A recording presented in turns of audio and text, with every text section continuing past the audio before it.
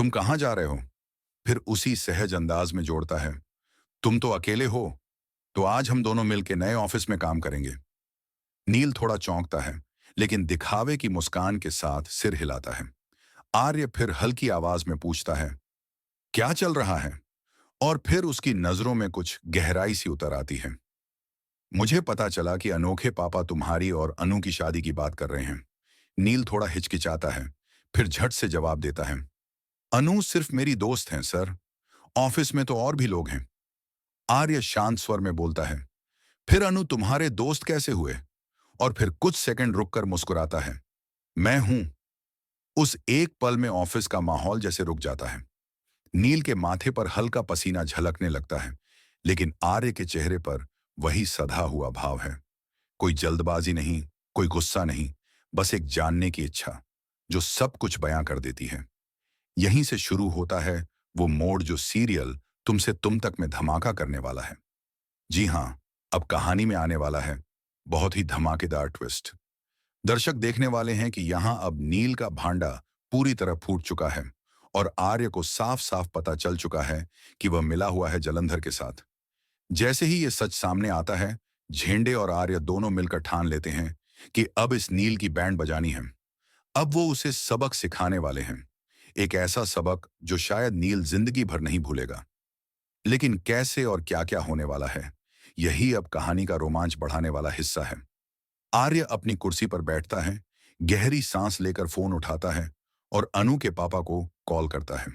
उसकी आवाज में गंभीरता है, सर, मुझे आपसे बात करनी है, आप ऑफिस आ जाइए। कुछ ही देर में अनु के पापा यानी गोपाल जी वहां पहुंचते हैं। वे सामने वाली कुर्सी पर बैठते हैं और आर्य शांत भाव से बात शुरू करता है, नील अच्छा लड़का नहीं है, आप अनु की शादी उससे नहीं कर सकते। गोपाल जी का चेहरा सख्त हो जाता है। वे सीधा आर्य की आंखों में देखते हुए कहते हैं, आखिर आप चाहते क्या हैं? पहले विपिन के साथ मेरी बेटी की शादी तोड़वा दी और अब नील से भी। आखिर आप चाहते क्या हैं? आर्य कुछ पल चुप रहता है, फिर शांत आवाज में जवाब देता है, मैं कुछ नहीं चाहता। मैं सिर्फ इतना चाहता हूं कि अनु की शादी जिससे भी हो वो अच्छा लड़का हो, क्योंकि नील पर मुझे भरोसा नहीं है। आर्य आगे कहता है, किसी से भी अपनी बेटी की शादी करने से पहले उसका बैकग्राउंड, उसकी सारी चीजें निकालनी चाहिए। आप ऐसे कैसे शादी फिक्स कर सकते हैं?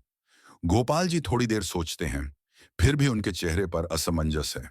आर्य आगे झुकते हुए कहता है, मैं आपको उसके लिए सारी चीजें ढूंढ कर दूंगा। मैं देखूंगा कि आखिर उसका बैकग्राउंड क्या है, वह क्या करता है, उसका घर क्या है। तब आप आगे की कार्यवाही करेंगे, आगे शादी की बातें बढ़ाएंगे। बस मुझसे वादा कीजिए कि अगर वो लड़का सही नहीं निकला तो आप खुद ये शादी तोड़ देंगे। गोपाल जी हल्के से सिर हिलाकर कहते हैं, ठीक है। उनकी हामी भरते ही माहौल में एक नई गहराई उतर आती है। गोपाल जी वहां से चले जाते हैं और जैसे ही दरवाजा बंद होता है, कैमरा धीरे धीरे आर्य के चेहरे पर झूम करता है। उसकी आंखों में अब ठान ली गई दृढ़ता साफ दिखती है। बैकग्राउंड में हल्का संगीत बजता है और नैरेटर की आवाज आती है, अब सीरियल में असली ट्विस्ट शुरू हो चुका है। जी हां, कहानी अब उस मोड़ पर पहुंच चुकी है जहां सबके मुखौटे उतरने वाले हैं।